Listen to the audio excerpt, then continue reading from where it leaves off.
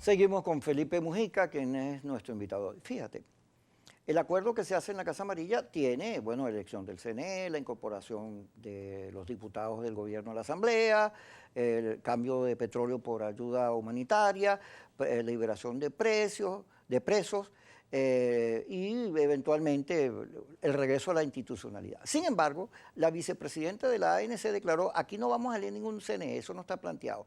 Y aparte de Edgar Zambrano, no han liberado más nadie, que si Requesén, que si Marcos Torres, que Rodríguez Torres.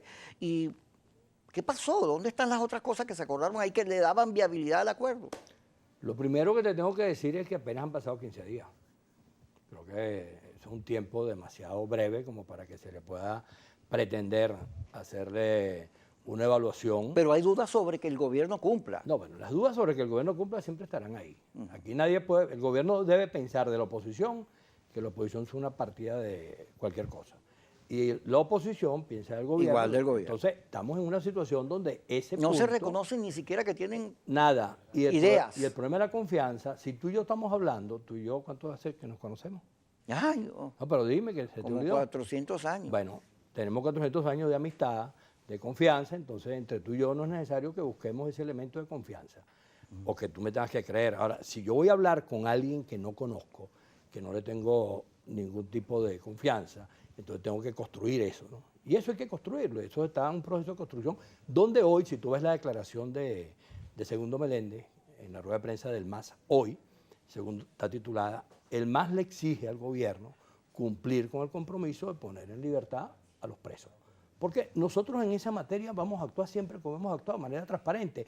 Cuando ese documento se firmó, el gobierno dijo, entréguenos una lista de presos, nosotros la vamos a estudiar y vamos a decirles cuáles vamos a poner en libertad. Yo incluso, en mi manera de exagerar las cosas, le dije a uno de ellos, haz la lista tú mismo. Y simplemente la lista que tú hagas es la que le vamos a decir al país, para no meternos en la situación de que sí, este no, porque este está vestido de azul, este está vestido de rojo, este está vestido de negro. No, simplemente haz la lista. Por supuesto, en eso no terminó, pero ya ellos tienen la lista. Ya ellos saben cuáles son las solicitudes. Nosotros incluso estamos ampliando el esquema. Hemos comenzado a hablar de un tema que se parece mucho a lo que pudo haber hecho Caldera en la época del Partido Comunista y del MIR y la pacificación de ese momento, y se pudiera parecer mucho también a lo que hizo Caldera con Chávez. En ninguno de los dos casos se preguntó cuál era la razón por la cual estabas preso. Así es. Porque un problema de la política. Una condición política. Claro. Entonces, imagínate que el gobierno...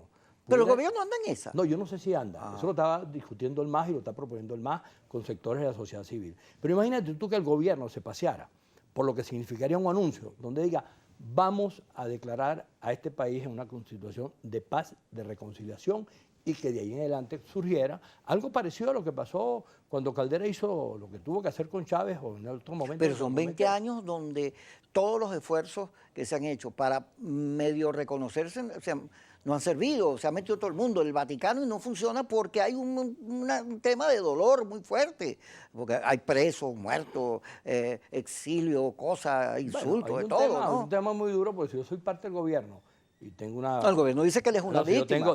Claro, entonces ellos dicen que ellos están en una etapa en la cual ellos están, incluso utilizaron una palabra verdaderamente equivocada, que era el tema de la venganza, ¿no? Entonces, eso lo ha dicho el gobierno, y el campo de la oposición sí es lo que... Pero hay sectores del gobierno que opinan que el país no tiene futuro, que hay que buscarle viabilidad, porque puede que Maduro gane la pelea política, pero con sanciones, aislados, sin ingresos, sin Pero posibilidades. Es que para eso tú no tienes por qué ser del gobierno, no, cualquiera que salga a la calle.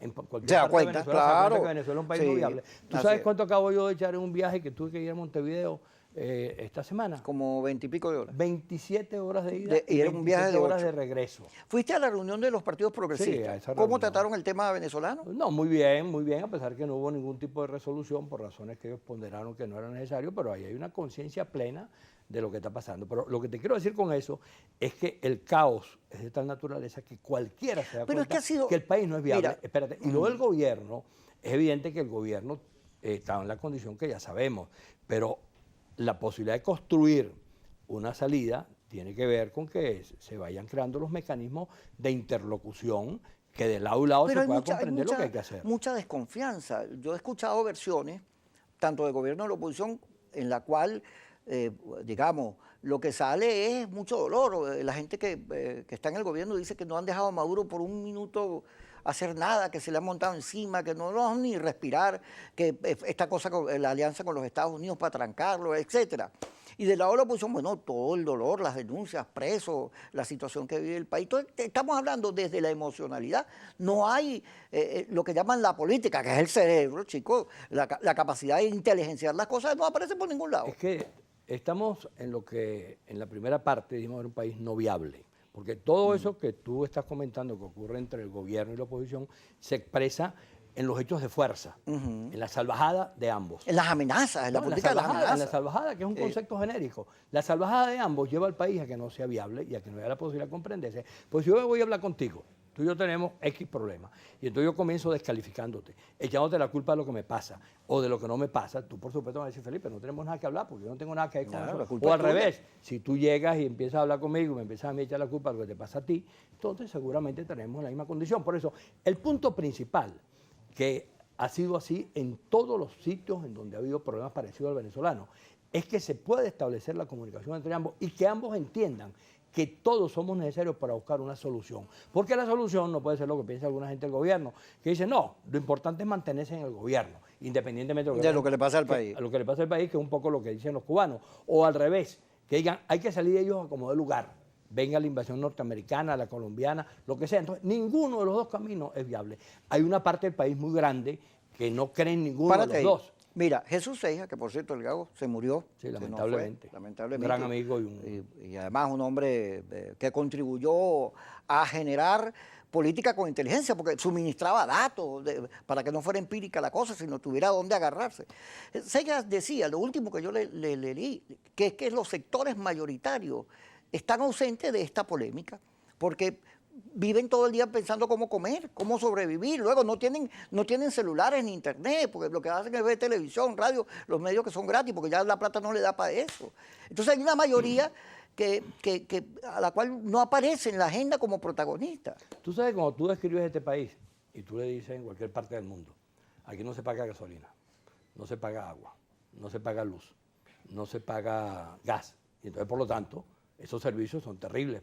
Porque en cualquier país del mundo te dicen, bueno, ¿cómo viven ustedes? Claro. Y cuando tú le agregas, no, pero es que aquí el salario mínimo son $4, tú te dices, bueno, ¿y cómo viven los venezolanos? Ahora, eso no es que es por casualidad, es un diseño que tiene como propósito precisamente colocar a la gente en esa condición. Ahora, la gente, los seres humanos, no nos podemos condenar a comportarnos como pretenden los que planifican, los que diseñaron, que nos comportemos, sino que tenemos que colocarnos por encima, y por eso el esfuerzo tiene que ser en que esta parte del país se pueda comunicar con aquella parte del país, y los que están gobernando entiendan que es posible que ellos salgan del gobierno, que no los vamos a tratar de la manera que ellos han tratado al país, que vamos a garantizar que en Venezuela puedan seguir viviendo lo que siempre habrá: adecos, copellanos, chavistas, masistas, de Primera Justicia, un nuevo tiempo, los que no militan en ninguna parte, porque esa es la realidad venezolana.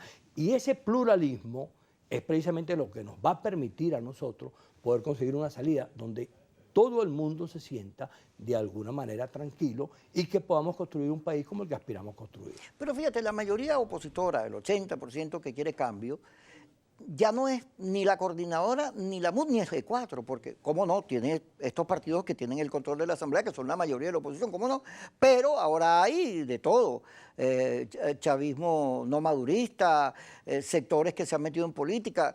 En ese 80% hay más de lo que es la oposición clásica, y hay nuevas realidades, nuevos incorporados. Sin embargo, eso no se ha podido unir, no se ha podido solidificar la mayoría.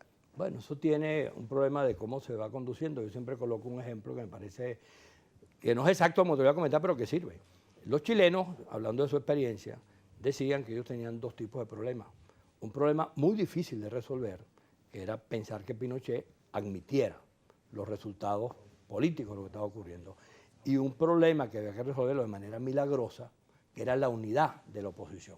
Cualquier parecido con nuestra realidad es pura coincidencia. Entonces, bueno, eso ha pasado en otros sitios y ha habido la manera, quienes están allí, de resolverlo. Aquí hay que trabajar para que la oposición tenga una sola estrategia, una dirección política, y que esa dirección política tenga como propósito una salida electoral pacífica, democrática, constitucional, que es la mejor salida de todo este conflicto, porque este conflicto pudiéramos decir, bueno, yo no voy a hacer más nada porque no hay más nada que hacer, y entonces me rindo. No, O- el barranco no tiene final. Bueno, por eso. Este programa no- sí, Felipe. el programa sí. O lo otro, que simplemente digamos, bueno, vamos a ponernos en manos de los que no conocen dónde queda la Plaza Bolívar, dónde queda Carigua, dónde queda Mérida, dónde queda el Zulia, dónde queda Táchira, y que pretenden darnos solución. Una de las barbaridades mayores que yo he visto fue una declaración de un funcionario norteamericano que dijo, nosotros estamos de acuerdo con una salida electoral siempre y cuando ni Guaidó ni Maduro sean candidatos. ¿Qué es eso?